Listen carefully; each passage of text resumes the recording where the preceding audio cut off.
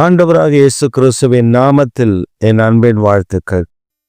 இந்த காலை வேளையில் நம்முடைய தியானத்திற்காக நாம் தெரிந்து கொள்கிற வேத வசனம் மத்தேயு எழுதின சுவிசேஷம் 7ஆம் அதிகாரம் 7ஆம் வசனம். கேளுங்கள், அப்பொழுது உங்களுக்கு கொடுக்கப்படும். தேடுங்கள், அப்பொழுது கண்டடைவீர்கள். தட்டுங்கள், அப்பொழுது உங்களுக்கு திறக்கப்படும். கேளுங்கள், தேடுங்கள், தட்டுங்கள். 3 விதமான காரியங்களை நாம் செய்யும் பொழுது திறக்கப்படும். தேடுங்கள், கண்டடைவீர்கள். தட்டுங்கள், திறக்கப்படும். கர்த்தர் நம்மை கேட்க சொல்லுகிறார், அப்பொழுது உங்களுக்கு கொடுக்கப்படும். கொடுக்கப்படும், திறக்கப்படும், கண்டடைவீர்கள். ஆண்டவர் தம்முடைய பலத்த கிரியைகளை நம்மிடத்தில் கொடுத்திருக்கிறார். தாம் செய்ய வேண்டிய பெரிய பெரிய காரியங்களை நம்முடைய கரத்தில் ஆண்டவர் தந்திருக்கிறார். நாம் நம்முடைய கரத்தில் மகத்துவமான ஆசீர்வாதங்களை வைத்துக்கொண்டு ஒன்றும் இல்லாதவர்களைப் போல நாம் நிற்கிறோம். நாம் கேளுங்கள், அப்பொழுது உங்களுக்கு கொடுக்கப்படும். நாம் தேவ சமூகத்தில் கேட்கும் பொழுது அதை கொடுக்கிற கர்த்தர். ஒரு சமயம் ஒரு தேவனுடைய மனிதர் நரகத்தையும் பரலோகத்தையும் குறித்து ஒரு தரிசனம் அவருக்கு. அந்த தரிசனத்தில் அவர் சொல்லுகிறார், நான் பூமியில் இருந்தேனா அல்லது வானத்தில் இருந்தேனா தெரியவில்லை, ஆனால் நான் ஒரு இடத்தில் நிற்கிற அந்த இடத்தில் பரிசுத்தவான்களுடைய துதி உண்டாகிறது. அவர்கள் ஜெபிக்கிறார்கள். ஒரு பரிசுத்தவான்களுடைய கூட்டம் ஜெபிக்கிறது. இன்னொரு இடத்திற்கு என்னை கொண்டு போனார்கள். அங்கே பரிசுத்தவான்களுடைய துதி ஆராதனை உண்டாயிருக்கிறது.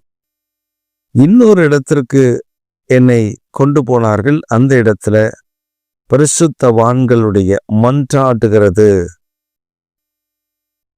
அங்கே காணப்பட்டது. இப்படி என்னை ஒவ்வொரு இடத்திற்காக கொண்டு போன பொழுது என்னை கொண்டு போன ஒரு தூதன் இப்படி சொன்னார், கேளுங்கள், உங்களுக்கு கொடுக்கப்படும் என்று சொல்லப்பட்டிருக்கிறது. ஜனங்கள் பூமியிலே எவைகளை இயேசு கிறிஸ்துவின் நாமத்தினாலே கேட்கிறார்களோ அதை அவர்களுக்கு கொடுக்கும்படி கர்த்தர் ஆணையிட்டிருக்கிறார்.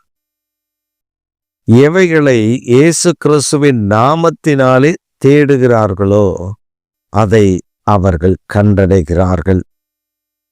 இயேசு கிறிஸ்துவின் நாமத்தினாலே எதை தட்டுகிறார்களோ அந்த காரியம் அவர்களுக்கு திறக்கப்படுகிறது.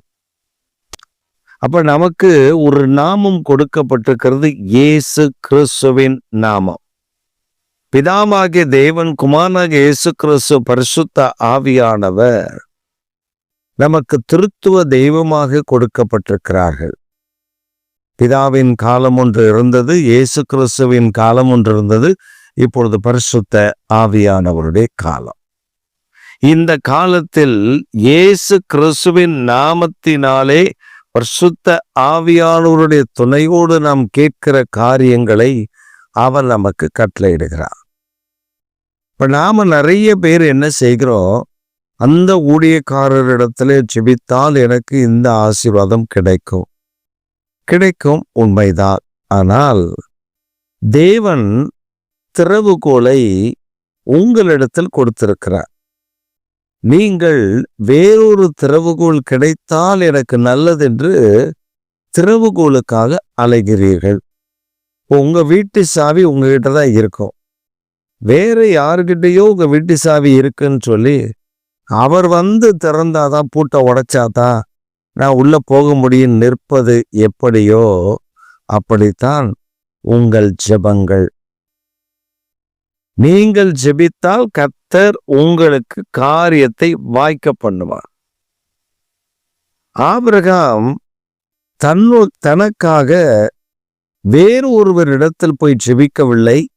தனக்காக அவன் தானே ஜெபித்தான். ஆதியாகமம் 15ஆம் அதிகாரத்தில் அவன் தேவனிடத்தில் கேட்கிறான். ஆதியாகமம் 22ஆம் அதிகாரத்தில் கர்த்தர் அவனுக்கு தந்த அவனை சோதிக்கிறார். அது ஆபிரகாமுக்கு தெரியும். வேதம் சொல்லுகிறது, ஆபிரகாம் தேவனோடு கூட நல்ல உறவு வைத்திருந்தான்.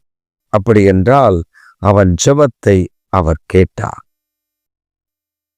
ஆதியாகமம் 18ஆம் அதிகாரத்தில் நாம் வாசிக்கும் பொழுது, அவர் சோதோம் கொமோராவை ஆத்மா சேயரை அழிக்கப் போகிறேன் என்று ஆபிரகாம் இடத்துல சொன்ன பொழுது, he prayed for Lot and his family. லோத்துக்காகவும் அவனுடைய குடும்பத்திற்காகவும் அவன் ஜெபித்தான். Lot and his family, லோத்துவும் அவனுடைய குடும்பமும் பாதுகாக்கப்படும்படி அவன் ஜெபம் பண்ணினான். கர்த்தர் அந்த ஜெபத்தையும் ஆபிரகாமுக்கு கேட்டார். அப்ப நம்முடைய வாழ்க்கையில இன்னொரு ஊழியக்காரர் வேண்டாமா? வேறு ஒருவர் அவர் ஜெபம் பண்ண வேண்டாமா? நீங்கள் முதலாவது ஜெபம் பண்ணுங்கள். அவருடைய ஜெபம் உங்களுக்கு சப்போர்ட்டிவ் பிரேயராக இருக்கும். சிலர் சொல்லுவார்கள், நான் ஜெபம் பண்ணிதான் அவர்கள் கர்ப்பம் அடைந்தார்கள், நான் ஜெபம் பண்ணிதான் கர்த்தர் அவர்களுக்கு குழந்தையை கொடுத்தார். இவர்களுக்கு விசுவாசம் இருந்தது, அவர் ஜெபித்த பொழுது கிரியை நடப்பித்தது. இப்ப நாம ஜெபம் பண்ணி கர்த்தர் நமக்கு ஒரு வாக்குத்தத்தம் தந்து 2-3 சாட்சிகளினாலே உறுதிப்படும் என்று சொல்லியிருக்கிறாரே, மற்றொருவர் வந்து நம்முடைய ஜெபத்திற்கு பதிலை கொடுக்கிறார் என்றால் அதுதாங்க தீர்க்க தரிசனம். அதுதான். எவரோ ஒருவர் எங்கிருந்தோ வந்து ஒரு தீர்க்க தரிசனம் உரைக்கிறார் என்றால் அது ஏற்றுக்கொள்வது கடினம். காரணம், என்னிடத்தில் கர்த்தர் பேசினதை தான் இன்னொரு வரும் பொழுது இன்னொருவரிடத்திலும் அதைத்தான் உறுதிப்படுத்தும்படி பேசுவார். அவர்கள் புதிதாய் ஒரு காரியத்தை சொல்லிவிட்டு போவதற்கு அல்ல.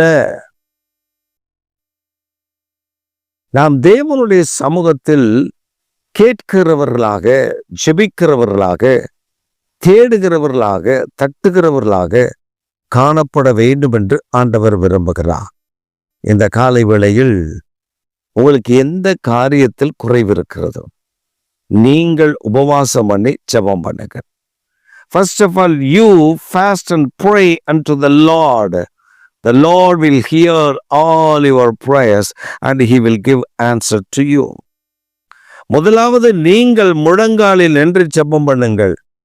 அதை விட்டு எவரோ ஒருவர் ஜெபிக்கிறார்கள். என்னைக்கோ ரெக்கார்ட் பண்ண ஜெபம். 1ஆம் நம்பர் பொத்தனை அழுத்துங்கள், 2ஆம் நம்பர் பொத்தனை அழுத்துங்கள், 3ஆம் நம்பர் பொத்தனை அழுத்துங்கள். உங்களுக்கு இதுக்கு ஜெபம் வேணுமா? இந்த பொத்தனை அழுத்தினால் அவர் ஜெபிப்பார். அவர் எத்தனை வருடத்துக்கு முன்னாடி ஜெபம் பண்ணியிருப்பார். அது ரெக்கார்ட்ல ஓடிட்டு இருக்கோம். இவங்க அதை கேட்டுக்க வேண்டியதான். உங்களுக்கு கை, கால்கள், கரங்கள், பலத்தை கர்த்தர் தந்திருக்கிறார். நீங்கள் முடிந்தவர்கள் முழங்கால் படியிட்டு, முடியாதவர்கள் அமர்ந்து கரங்களை உயர்த்தி தேவனிடத்தில் நீங்கள் ஜெபித்தால் உங்கள் ஜெபங்களுக்கு பதிலை அவர் கொடுக்க வல்லவர். சிலர் நான் பார்த்திருக்கேன், அவர் ஜெபம் பண்ணுவார். அவர் எனக்காக உபவாசம் பண்ணி கருத்தா ஜெபம் பண்ணுவார். நானு நல்லா ஊற சுத்துவேன். அந்த ஜெபங்கள் எல்லாம் கேட்கப்படாது. அந்த ஜெபங்களுக்கு நீ உபவாசம் பண்ணி காத்துரு. நீ உபவாசம் பண்ண, முழங்கால நெல்லு, தேவனிடத்துல கேளு. அற்புதங்கள் நடக்குதா இல்லையான்னு மட்டும் பாரு. கர்த்தர் தம்முடைய கிரியைகளை விளங்க பண்ணுவான். எத்தனை கர்ப்பவதிகளை, எத்தனை கற்பம் இழந்து கற்பமே இல்லை என்று சொன்னவர்களுக்கு ஆண்டவர் கற்பத்தை தந்திருக்கிறார். காரணம், அவர்கள் செபம். நாம் மெத்தடு சொல்லித் தருகிறோம். இந்த மெத்தடில் இப்படி நீங்கள் உபவாசம் பண்ணி நீங்கள் கேளுங்கள், கர்த்தர் உங்களுக்கு இறங்குவார், கர்த்தர் தம்முடைய தயவை விளங்க பண்ணுவார். இந்த காலை வேளையில் இன்றைக்கு உங்களுக்கு ஒரு வாக்கு பண்ணுகிறார். நீ கேட்டால் நான் உனக்கு தருவேன், நீ தேடினால் கண்டடைவாய், நீ தட்டினால் உனக்கு திறக்கப்படும். இயேசு கிறிஸ்துவின் நாமம் வல்லமையுள்ளது. ஆமென், ஆமென்.